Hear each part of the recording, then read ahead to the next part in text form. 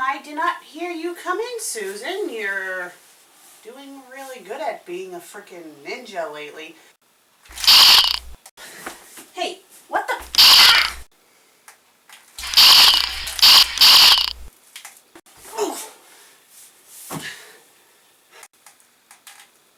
I saw your latest episode. What? You made thoughts of wanting to kill yourself in that episode. Oh, to be honest, I don't really remember much. Oh!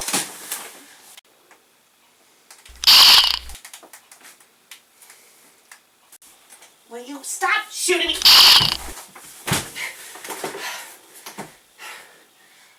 Look, I don't know what exactly I did in the episode, but seeing I'm still here, it's quite clear that I'm still alive. It doesn't matter if you didn't go through with it. The mere thought of you killing yourself is enough to send me over the edge. I told you, I warned you to not even think about committing suicide, or there would be dire consequences to pay. And right now, you are paying them. Will you stop? Shut up!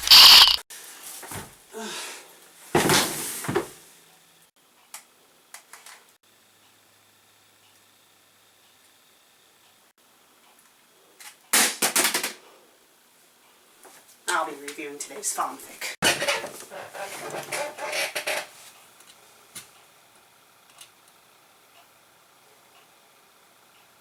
There it is. I blame you all too.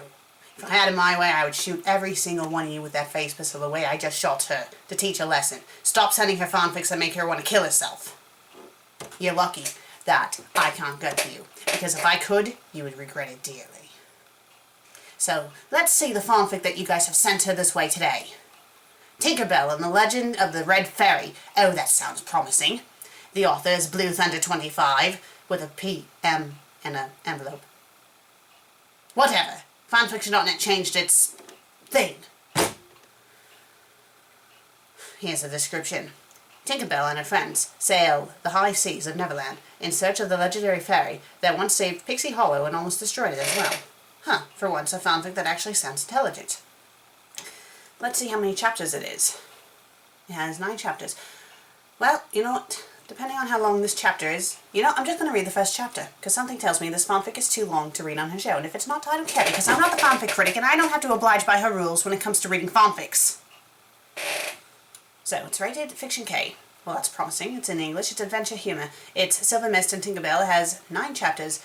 Oh, and the word count's right there. 14,000. Yes, a little too long to review. Do you guys not listen to her when she says not to send long fanfics? Oh, wait, she says to send them, but whatever. I'm angry right now, as you can see. It has 21 reviews, 13 faves, 5 follows, and it was last updated on May 30th of 2012. And it was started on December 7th of 2010. The status is complete. Well, at least this one's complete, unlike the other ones you guys keep on sending her. Don't worry, she'll be fine. As the last leaf on the last day of autumn fell of the branch of this last tree. Shouldn't I say fell off the branch of the last tree? The sky was glowing in magnificent orange glow as the sun prepared to complete its final stage of setting. A nearby pond rippled from the land of the falling leaf. As the ripples gentled, the reflection of the lake showed a large group of fairies flying by. The fast flying fairies were using their powers to blow the leaves away, while the snow fairies brought the temperature down to a chilly climate and froze all the lakes. The animal fairies, meanwhile, were putting all the bears to sleep for the winter and guiding the squirrels to the trees with their nuts and guiding the birds to fly south, because all animals are stupid and can't use instinct. No, it's all fairies telling us to do this thing. So when I have to go to the bathroom, there's a little shit fairy telling me to go take a shit. And when I'm hungry, there's a little hunger fairy telling me to go eat. And when I'm thirsty, there's a little thirsty fairy telling me to go drink.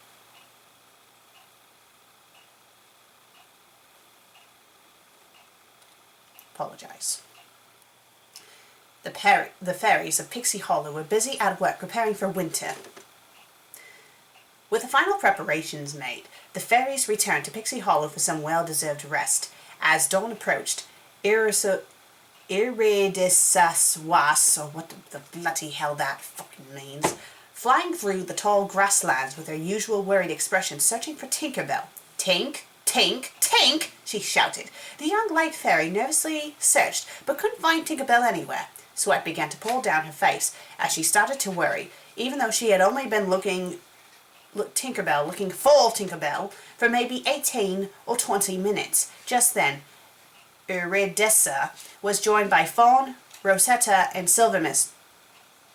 Oh, I just noticed a typo. You know that other word I tried to pronounce earlier? They misspelled it. It was supposed to say Iridessa was. I don't know how she does the little screen cap thing to show you, so you guys are going to have to use your own eyes to find it. As the three fairies looked on, they noticed Iridessa in a panic, and all three of them gave a small sigh, for they knew that when Iridessa was worried, it usually just something minor that she had to make into a big deal. Hey there, lightning bug, said Rosetta before she was suddenly grabbed by Iridessa. Have you seen Tinkerbell? I can't find her anywhere. Iridessa exclaimed. Did you look by the beach? Fawn asked. Yes, Iridessa said. Did you look near Needle Point Meadow? Asked Silvermist. Yes, Iridessa exclaimed. You forgot to space between the quotation and Iridessa, or whatever. I don't care if I'm pronouncing it wrong. If you guys are going to be so offended by it, you can get up and leave. Picky people. Did you look underground? Rosetta teased, not realizing Rosetta was kidding. Iridessa proceeded to burrow in the ground, getting dirt all over her. Silvermist and Fawn quietly chuckled. As Rosetta was wiping the dirt off of her, Iridessa's state of panic was growing. Oh, this is bad. This is very, very bad. Tinkerbell's lost out there somewhere. Somewhere probably outside of Pixie Hollow, she exclaimed. Here she goes again, Fawn sighed. Oh dear, oh dear, oh dear. What if she's lost? What if she's hungry? What if she's run out of pixie dust? Iridessa exclaimed. Silvermist flew over to Iridessa and calmed her down by massaging her forehead. She knew that always did the trick. Feel better? She asked. Yes, Iridessa said. Now think for a minute, Sweet Pea. Did you try looking over by the pixie tree? Rosetta asked. Not yet, Iridessa asked. How did she ask? It should say Iridessa said, not asked. Is it really that hard for people to proofread their work? I mean, honestly. Are you guys really that brain dead that you can't do that? No wonder she's bloody insane and suicidal. All because of you. Let's go check over there, said Silvermist before she and the other three fairies flew towards the tree. Meanwhile, in another section of the grasslands, Tinkerbell was riding what looked like a small wooden board and wearing tiny safety gear that she had made. She was having fun skateboarding through the tall grass and jumping off of the tall hills of sand. Woo! Tinkerbell shouted. As she approached the pixie tree, Tinkerbell suddenly was losing control, wobbling on her board until she crashed with full force on her back in front of the pixie tree. Bauble and Clank ran over to check on Tinkerbell. Tinkerbell, are you? Bauble said before he was interrupted by Clank. Are you all right? Clank said. Don't you mean he bloody asked?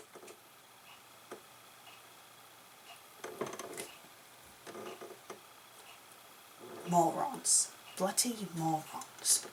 Yes, I'm okay. I'm going to make fun of the FanFic Critic right here when she freaks out at how they spelled okay. Oh my god, you spelled it wrong! It's supposed to be okay-ay, not okay! Even though okay as it is right there is technically acceptable. You're a bloody idiot. I was just trying out my new fairy board, Tinkerbell said. Fairy board? Quibble and Clank asked. Yes. I was just testing out the smoothness of the wood to mingle with the terrain when successful. I was going to add some pixie dust to give it an extra boost, but it looks like I have a few kinks to work out. Oh, bells, bells. Tinkerbell said, stamping her foot hard on the ground before she was joined by Iridessa, Rosetta, Silvermist, and Fawn. There you are, Tink, Silvermist said. Are you injured? Iridessa exclaimed. No, Tinkerbell answered. Are you sweaty? Iridessa exclaimed. No, Tinkerbell answered. How many fingers am I holding up? Iridessa asked as she held up 3 fingers in Tinkerbell's face. 9. Tinkerbell teased, which of course caused Iridessa to go into panic mode. I'm kidding. Where have you been? We've been looking all over for you, Iridessa said. Sorry, guys, Tinkerbell said as she walked over to pick up her fairy board. I was testing my fairy board. What's a fairy board? Asked Rosetta. It's a new thing I'm working on. With it, we'll be able to ride through Pixie Hollow and do all kinds of amazing tricks. Because having wings is just so boring.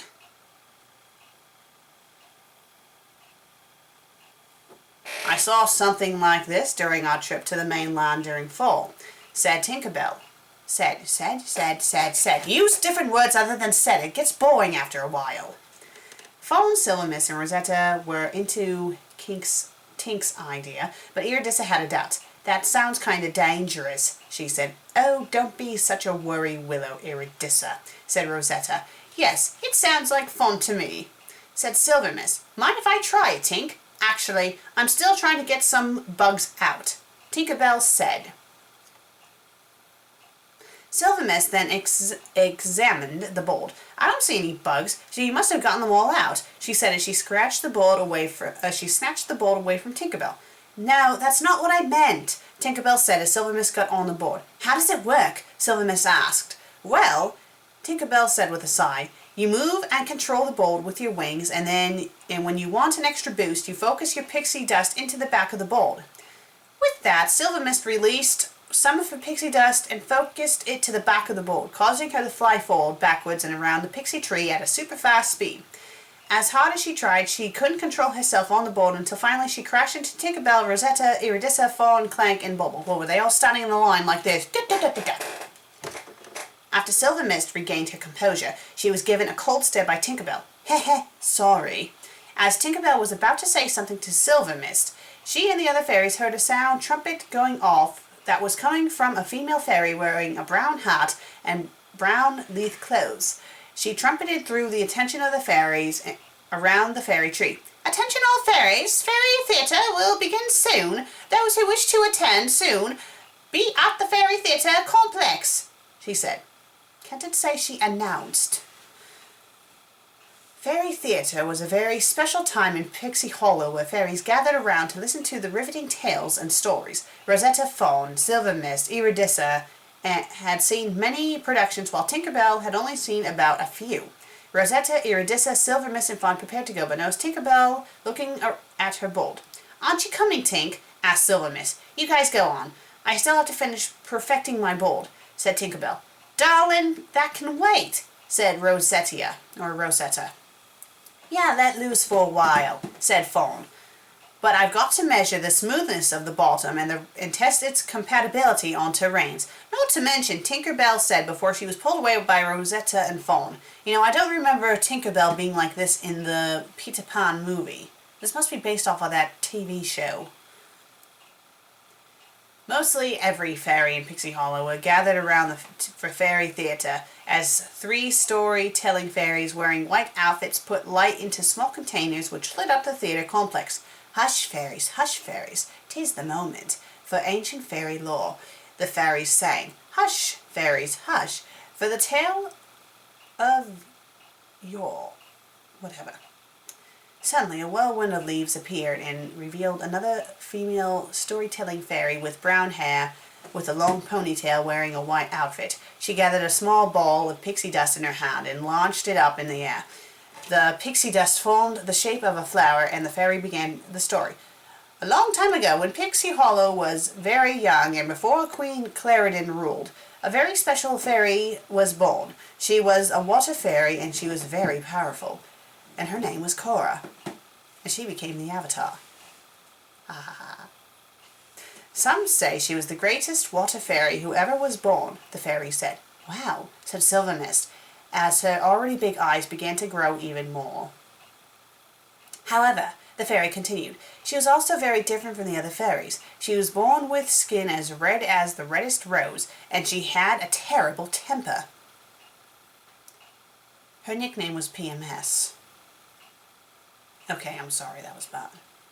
I don't care. I can read the story any way I damn well please. Sound like someone we know, said Eurydice as she, Fawn, and Rosetta stared at Tinkerbell. Well, Tinkerbell said, confused. Silvermist was too busy listening to the story. And whenever she got too angry, her body would glow a bright red color and her power would be out of control. Because of this, she became known as the Red Fairy. The fairy continued. Now, the precious ruler of Pixie Hollow, Queen Dara, saw much potential in the Red Fairy and encouraged the other water fairies to train her extra hard. Many days passed, and in no time, the Red Fairy's water talent exceeded everybody else's. But then, one day, on a cold winter's night, as the fairies of Pixie Hollow were preparing to go to the mainland for winter, a large group of hawks attacked. From behind a tree, the Red Fairy could only watch in fear as the hawks terrorized the other fairies. However, as the hawks continued to hurt more and more fairies, the Red Fairy grew more and more angrier until finally she unleashed her massive power, releasing a large tsunami of rage which swept away the hawks. Unfortunately, many fairies were also drowned in the wake of the Red Fairy's power, and Pixie Hollow was devastated. Queen knew the Red Fairy meant to harm. Don't you mean meant no harm to the fairies? But she feared her anger was too much for everyone to handle. So with a heavy heart, the Queen banished the Red Fairy from Pixie Hollow. Well, she is certainly a bitch. Hearing this, Silvermist couldn't help but feel a little sad for the Red Fairy. She didn't mean to almost destroy Pixie Hollow. She was only trying to help. Talk about being grateful. Legend tells that to this day the Red Fairy resides on an island far away from Pixie Hollow. The fairy continued as her pixie dust formed an image of an island with a large thin stone mountain in the middle. Legend also says that sometime at night at the top of the point mountain, the Red Fairy's bright red glow can be seen, signifying her guilt and despair. Also, large waves are said to come from the island as a symbol of the Red Fairy's awesome power. Some have tried to go to Point Mountain to find the Red Fairy, but none have ever come back alive. The entire theatre audience gasped. In other words, that's our way of telling you to not try to venture there. But if you are brave enough to venture the waters beyond Pixie Hollow, beware. For if one night you arrive at Point Mountain and you see a bright red glow, it may be the last thing you ever see in your life, for it is the Red Fairy. The fairy concluded before she disappeared. The audience applauded, Silvermist especially. Oh, bravo. She had seen many fairy theatre productions, but none had interested her more than this. A tale of an amazing and unique water fairy who once saved Pixie Hollow, and they were so gracious to her that they banished her. How incredible was that? Sure, she had almost destroyed it in the process, but that was only due to her anger and rage that she hadn't learned how to control yet. If she ever had the chance to meet this one-of-a-kind fairy, it would be the most awesome thing in her life. Well, and that concludes the first chapter of this story. It was okay, a bit mediocre, and the stupid mixing up of said and asked was quite annoying. It's not the worst thing I've read, though. And, you know, I thought that today's fanfic was actually going to be bad, and that was one of the reasons why I kind of, put her out of commission. But I know that there's going to be more bad fanfics this season, and I'm warning you. If you guys send her one that sends her to the point of where she wants to try to kill herself again, I will make you all pay. Well, actually, I can't make you all pay because I'm here and you're there, but whatever. She's the FanFic Critic. She reads it. You listen. I'm Susan.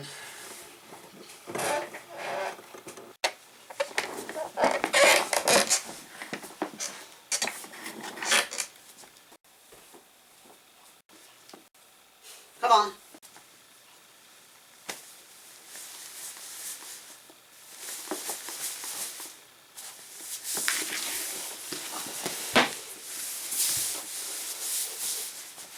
Wake up. Bollocks. I can't believe I'm going to be doing this.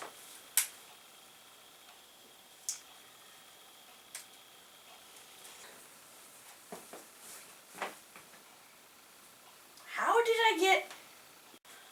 Try to wake her up. You. Wait a second. You're not going to shoot me, are you? No, I have no face pistol. It's actually right by your foot. And my gun I don't even have. Don't try anything funny. Hey! Hello?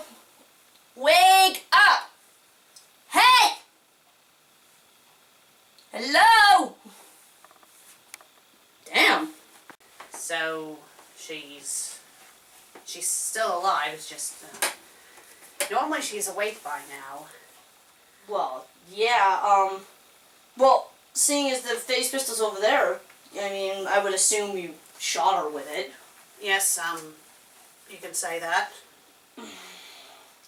That tone of voice does not sound very, promising in my eyes. Exactly how many times did you shoot her with that? Maybe around 6 or 10.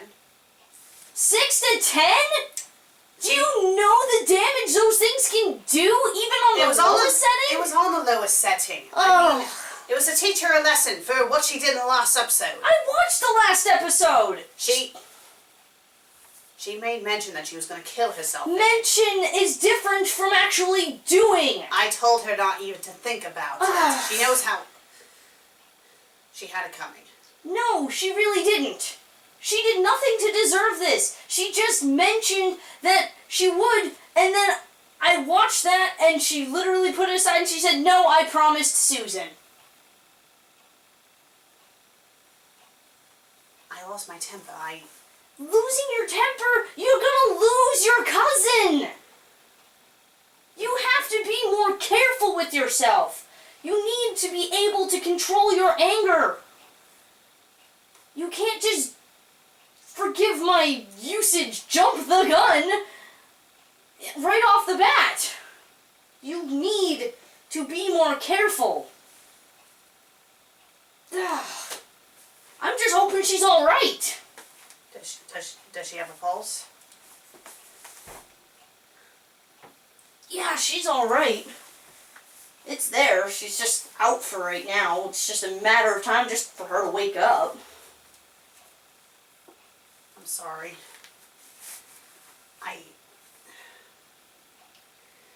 Well, why don't you just stick around? Just make yourself comfortable downstairs. When she wakes up, I'll let you know, okay? Alright. Thank you. If anything changes, I'll be around. Alright, thanks.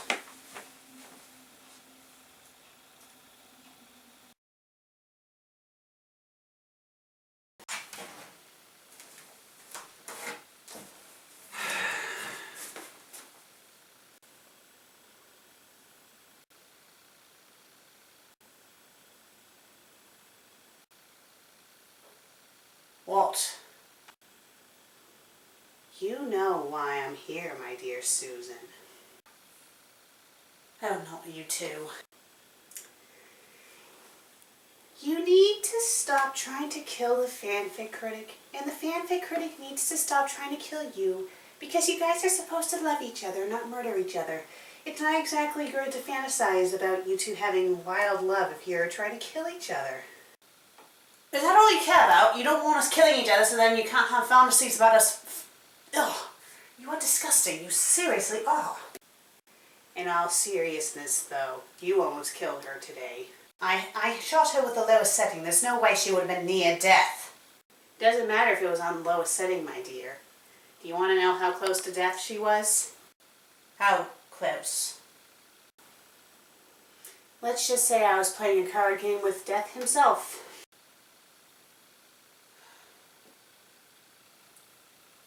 That obviously was not my intention. You need to control your temper. Look, I already got lectured by Archangel Assassin. I don't need to hear from you two. I know that I messed up. Well, seeing Archangel Assassin is here, maybe you should send her up and have her have a chat with the fanfic critic. Maybe she'll be more apt to talk to you later, after she's had some time to vent to her best friend. She might be willing to listen to her. Okay, that's great then. But could you do me one favor? What's this favor you ask of me? Can you give us a heads up before you just pop up in our rooms? Well, what's the fun in that? I want to pop in one of these days when you guys are getting dressed or possibly showering.